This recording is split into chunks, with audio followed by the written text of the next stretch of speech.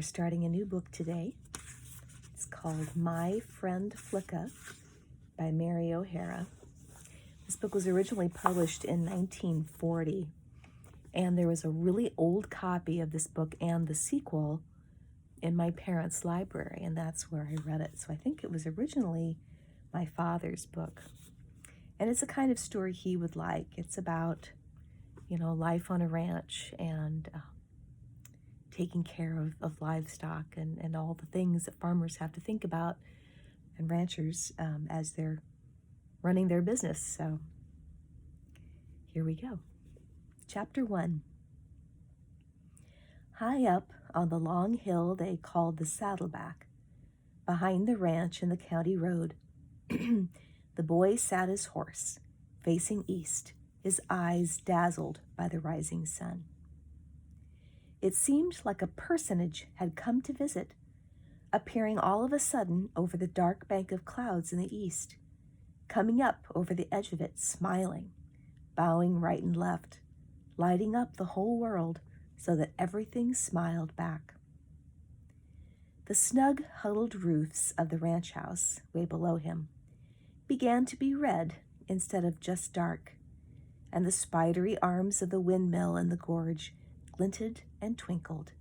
They were smiling back at the sun. "Good morning, mister," shouted Ken, swinging his arm in salute, and the chunky brown mare he rode gave a wild leap.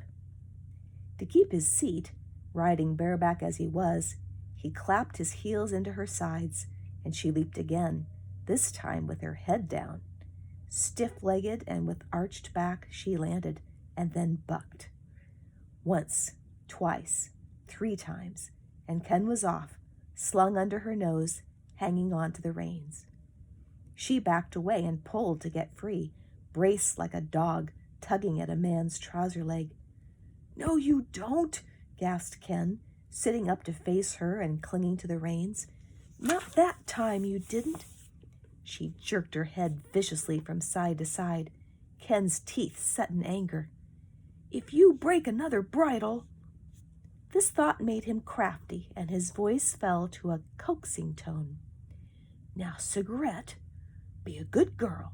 That's a baby. Good girl."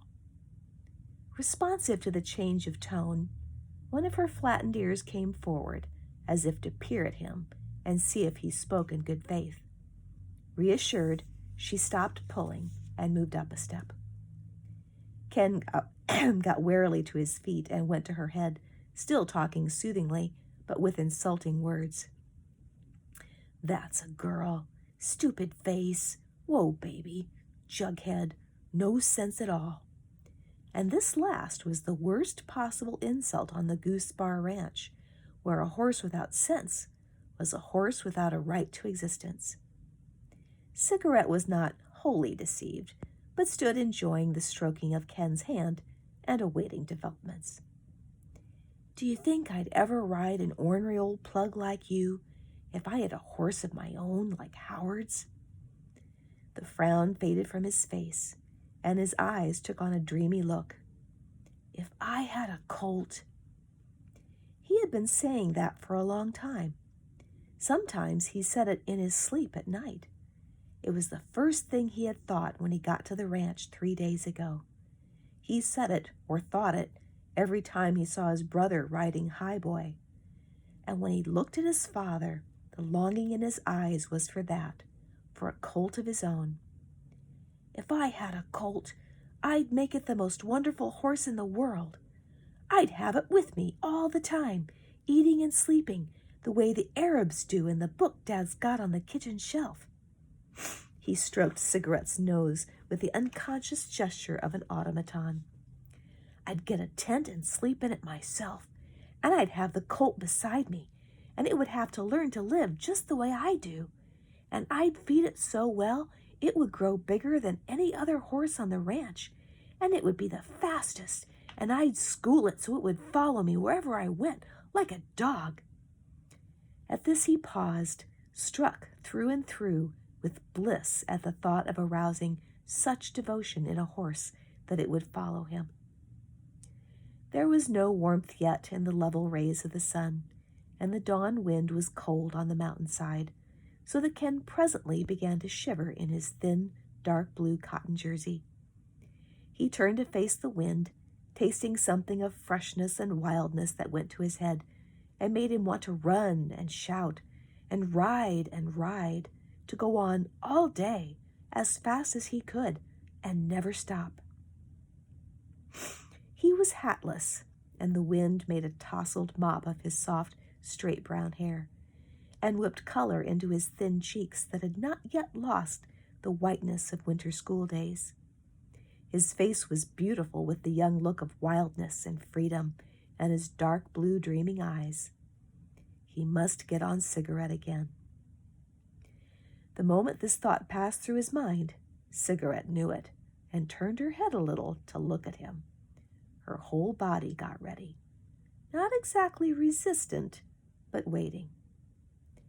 First he had an apology to make.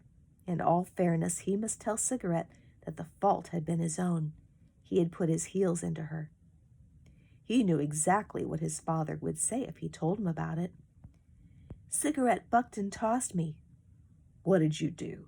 Did you put your heels into her? Yes, sir. He and Howard had to say yes, sir, and no, sir, to their father, because he had been an army officer before he had the ranch and believed in respect and discipline. Gathering up the rein, slipping it over Cigarette's head, Ken was humming, yes, sir, no, sir, yes, sir, no, sir, and this seemed to have a soothing effect on Cigarette. When his father had mounted Cigarette, to show him how, she stood like a statue, never started or jumped, and then had moved off slowly and comfortably like a well-behaved horse in a park. When he mounted her, like as not, she would toss him 4 or 5 times running, all because he couldn't help trying to grab on with his heels the moment he straddled her. That she wouldn't stand, and that he couldn't help doing. He turned her so that on her left side he was up the hill from her. She was not a tall horse, but even so, the jump from the ground for a boy was a long one, and sometimes his arms didn't pull strongly enough. Last summer he hadn't been able to do it at all, but when he had no saddle must always mount by a fence or from a rock. So far this summer he had missed it only a few times. He caught hold of her withers and back, jumped and pulled, landed well up against her, held stiffly there by his arms, then carefully swung his blue-trousered leg over, and slowly, just like his father, settled to her back, arms hanging straight down. Cigarette was calm. He tightened his rein, squeezed the calves of his legs a little, and she moved off.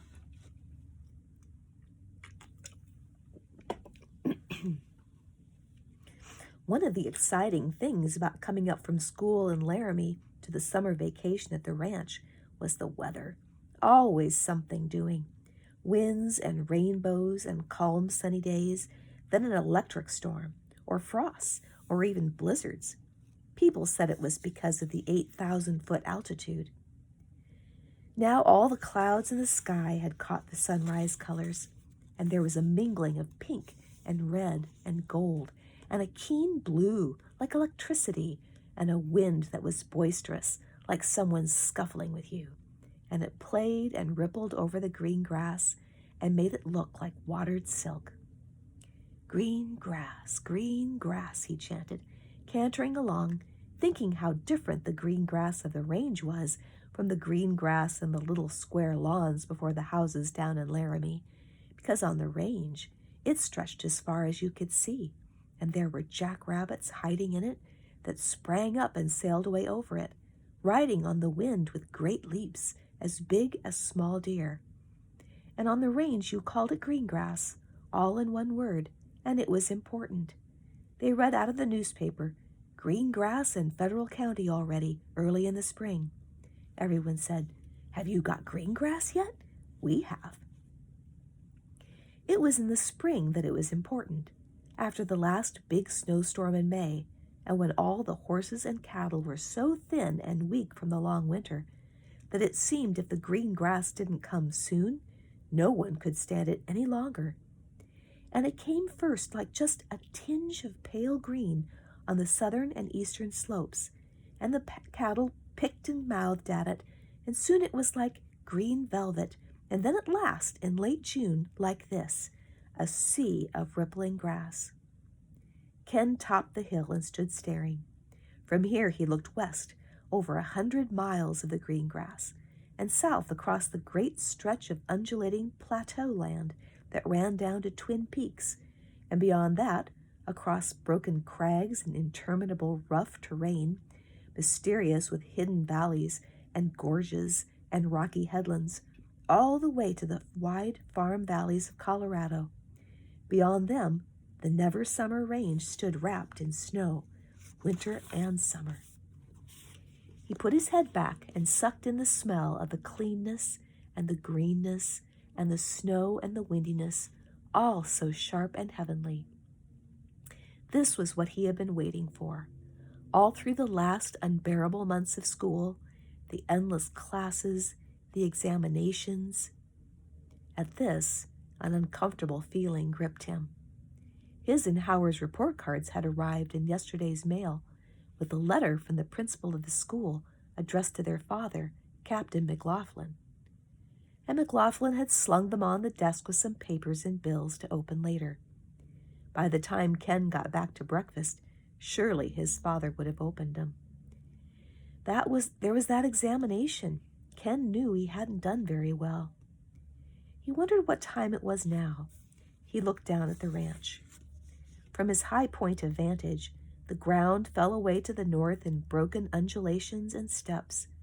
Just before it reached the low level of the stream and the meadows a mile away, there was a little gorge in the low hills, bounded by a cliff on the eastern side, and on the west a steep hill, both of them covered with thick black pine. In the gorge were cottonwood and young aspen. A stream bed with a thread of water and a road wound through, leading from the stables and horse corrals on the near side out into a V-shaped clearing beyond the gorge. This, grass-covered and studded with young cottonwood trees, his mother called the Green. Right in the gorge, stretching silver arms up above the trees and set to catch every stray current of air that sucked through the gully even on the windless days, stood the windmill. On beyond that, in a convenient elbow of the hill to the left, was the bunkhouse, almost invisible and wonderfully sheltered from winter storms. Farther on down the left side of the V, the long, rambling stone ranch house followed the downward slope of the ground by dropping a step from kitchen to dining room, from dining room to living room, and from living room to study. Its length was marked by the crisscrosses of the peaked red roofs, by the long grass-covered terrace along its eastern face, and the low stone wall which upheld it. There was no sign of life about the place. Too early yet, thought Ken. Wait, there's smoke coming out of both chimneys. Gus has made the kitchen fire for Mother, and now he's getting breakfast in the bunkhouse. He fastened his eyes on the cow barn. It was the lower boundary of the green, a vast structure, sinking into the earth to a depth of 4 feet or more, the gently sloping, peaked roof hooding it so closely it left only a 10 or 15-foot strip of whitewashed wall to be seen. Yellow Guernsey cows were standing about the gate of the corral in the calf pasture to the east. They were waiting for Tim to come and let them in. After they were milked, he would let them out the gate to the north, where they could wander across the meadow to the stream and stand during the heat of the day under the tall cottonwood trees, which had their roots down deep under the stream bed. Far beyond, across the meadows and the hills that sloped up from them, a long freight train was chugging on the railroad tracks. 2 toy locomotives and a toy train. It seemed hardly to move. It was climbing up from the east, going west, soon would cross the top of the Rocky Mountain Divide, and then it would drop its extra locomotive and start down toward the Pacific and gather speed and tear along. An echoing whistle pierced the silence. The train was approaching the tie-siding crossing. The cows were moving into the corral. That little black post was Tim, fastening the gate back. It wouldn't be long before breakfast. Everybody was awake. Going downstairs, his mother would call, "Time to get up, boys." His father was sitting up in bed with his hair rumpled, pajamas rumpled, hand reaching out for a cigarette. Gosh, if his father had read the reports. And that wasn't all. There was the saddle blanket, too, the lost saddle blanket. He turned from looking at the ranch house and let his eyes sweep the hillside. Saddle blanket, saddle blanket. Every time he asked his father for a colt, McLaughlin said, "I'll give you one when you deserve one, not before." It might be caught up in a shrub or a rock or lying in a gully.